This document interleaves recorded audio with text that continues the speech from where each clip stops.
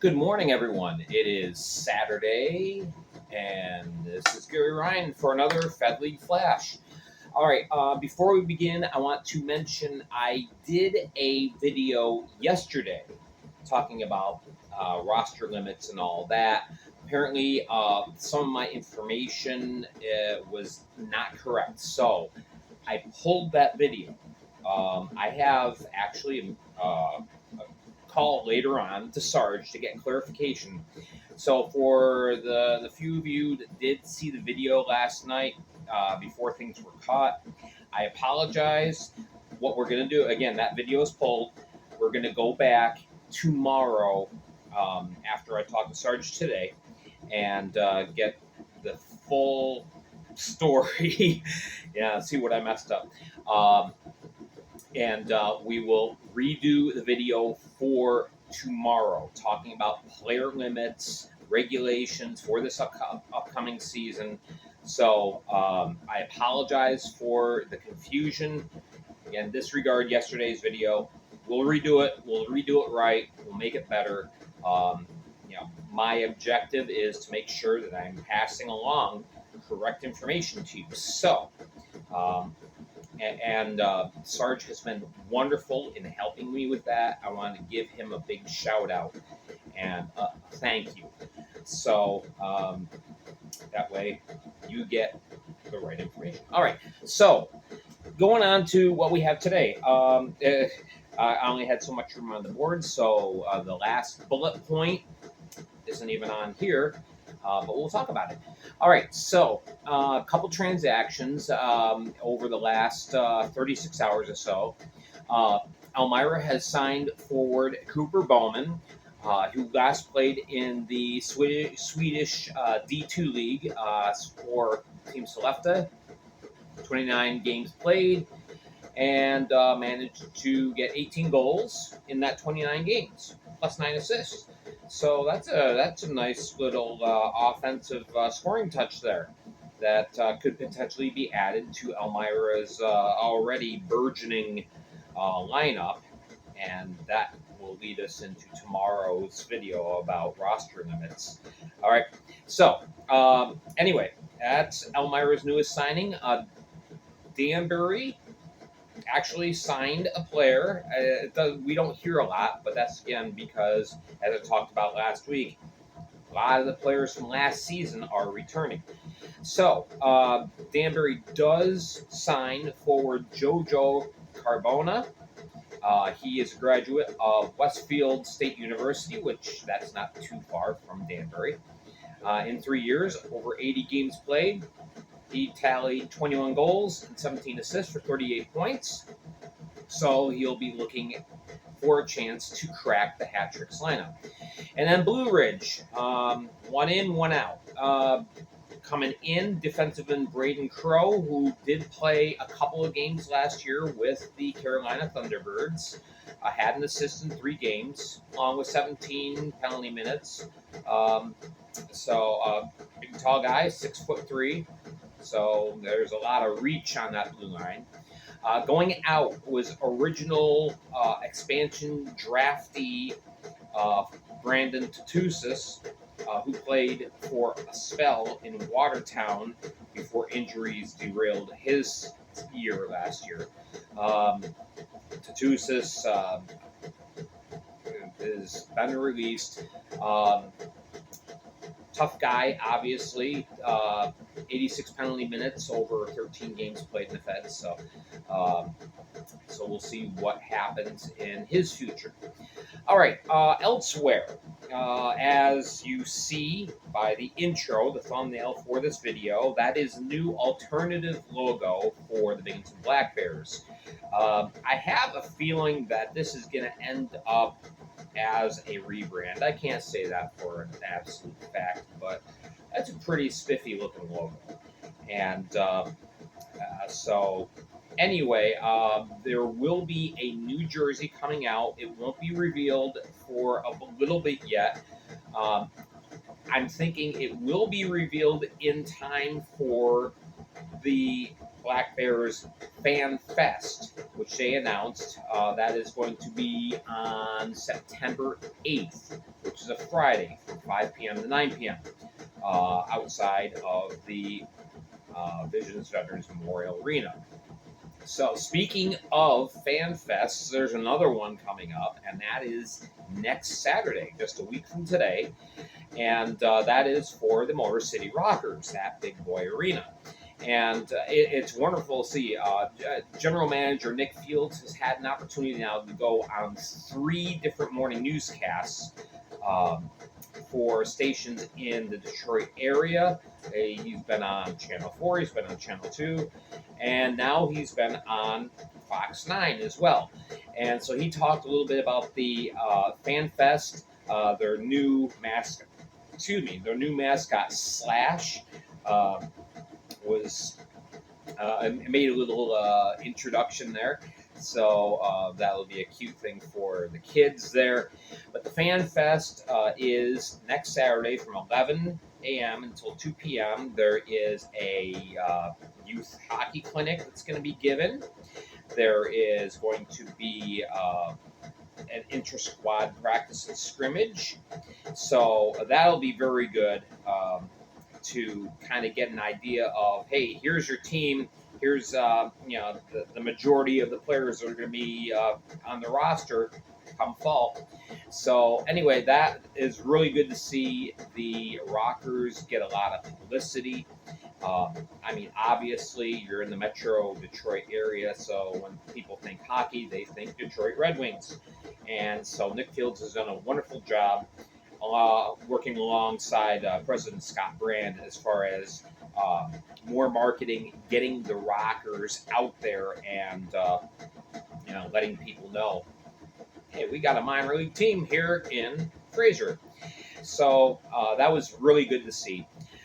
The other bit of publicity news is, and I have yet to watch this. I just was too tired last night. I'm going to be doing this later on this morning. I'm going to be watching the YouTube podcast of Mississippi SeaWolves' own Joe Pace Jr., Pacer, talking with and doing shots of whiskey with Justin Barr, team captain. And they're going to be talking about the team and what's going on down in Biloxi. So I'm sure it's going to be entertaining. It is Joe Pace after all. So after you watch this, enter into your YouTube search bar, Coach's Corner, Mississippi SeaWolves, and give that a watch. I know I'm going to be watching it. I'm probably going to be checking that out in about a half an hour, as a matter of fact. So that looks good. All right, the other big news, and this came very late yesterday. I did not have a chance to really dig into this last night. I prepared all of this last night, and after a long week of work, I needed some sleep, so I called it a night early. And then woke up to find this news. And this is very exciting news in my perspective. The FPHL's Board of Governors, all the team owners, have approved a new method of game day supervision for the officials working the games on the ice. So every game that you have being played, you've got your 4 officials on your ice. You got your 2 referees and your 2 linesmen. There's going to be a supervisor in the crowd supervising the game, and this gives the officials a great resource as far as mentoring, as far as clarifying things, and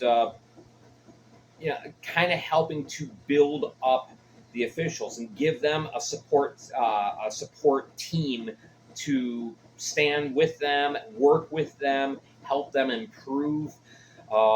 Obviously, being an official in any professional sport is a thankless job, and there's a lot of negative press that comes out with, oh, this official messed up on this call. I say the name Angel Hernandez. If you're a baseball fan, you know where your mind goes. All right, but this is a tool to help make the officials better at their job, and it also gives them positive feedback and constructive feedback as well.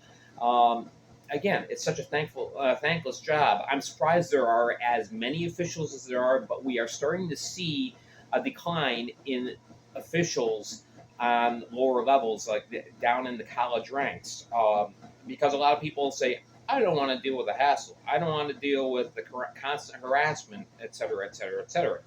And I get where they're coming from. I too have been publicly critical of certain officials. Um, I feel like with all the officials, if you go to the FPHL's website, there is a list of all the on ice officials. I feel that some are much better than others. Um, I feel the others need a lot of improvement, but this gives them that ability to improve and become better and more consistent. And there's the sun glare on the board. I apologize. Anyway, this is great. This was kind of pitched by Paul Jean, who is the director of officiating, and he officiates quite a few games himself for the Fed. Um, Dave Jackson, who is the director of player safety. Now, if you don't know, Dave Jackson was a referee for the NHL for approximately 1,400 games, I believe, 1,400, 1,500 games. It was a large amount of games. He's been around, so um, he has that perspective of what it's like being an on ice official. So it's not like he's just some guy off the street saying, I think the officials ought to do blah blah blah. But nonetheless, the other good thing about this setup is this now gives teams a place to get better clarification. They can approach too much glare. They can approach the supervisor and say, "Hey, can you explain to me why back in the first period my guy got 5 minutes in a game instead of I think it should have just maybe have been a double minor. Why do you get five in a game? Can you give me some feedback on this?" And that gives the governors a lot more clarity,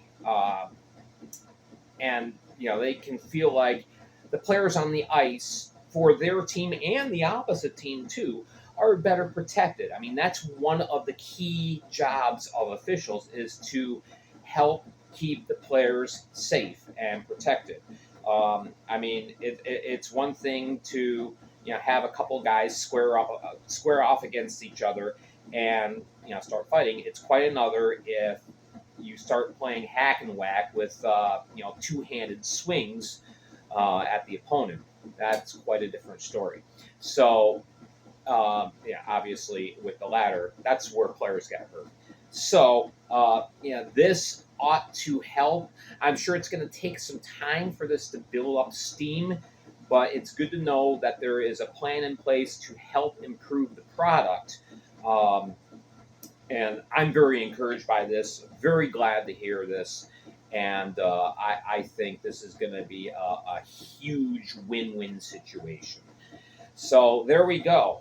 That is the newest addition to the Fed, I guess you can say. And it's going to be one of those things that at first it's going to go unnoticed. It's going to fly under the radar.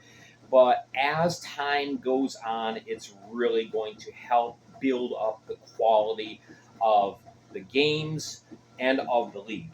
So I'm all for this. I think this is a wonderful, wonderful move. So that is what we have today for the Fed League Flash. Again, tomorrow I will redo what I did yesterday, talking about team rosters, who can play, who can't, what all the regulations are, and because I know there's a lot of questions and a lot of confusion. There's obviously a lot of confusion because I ended up passing along information that didn't jive up. And again, Sarge, let me know. Thank you.